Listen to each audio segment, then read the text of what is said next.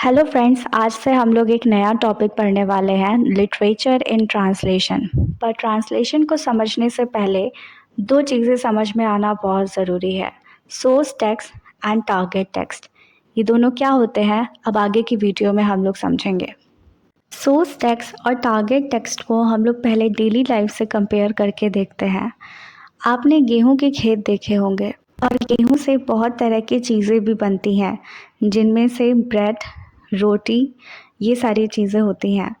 पर क्या आप गेहूं को खा सकते हैं? नहीं खा सकते। आप या तो ब्रेड खाएंगे या तो रोटी खाएंगे या तो आपके कल्चर में जो चीज़ें बनती होंगी उस गेहूं को यूज़ करके आप वो बना के खाएंगे।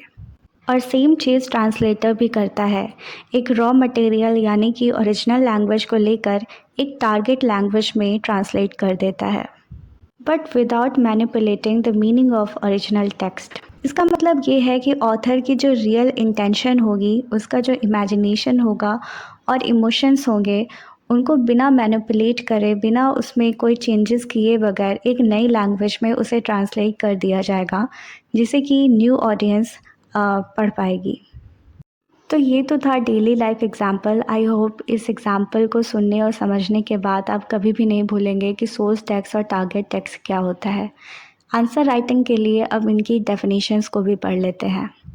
Source text refers to the original document, speech, or concept that is to be translated into a different language. It embodies the original ideas, cultural elements, and essence of the individual who created it. The target text represents the completed translation conveying the original message in a different language for a new audience. I hope आपको आज के इस video में source text और target text समझ में आ गया होगा, और नेक्स्ट वीडियो में हम लोग ट्रांसलेशन की और भी इम्पॉर्टेंट टॉपिक्स कवर करेंगे।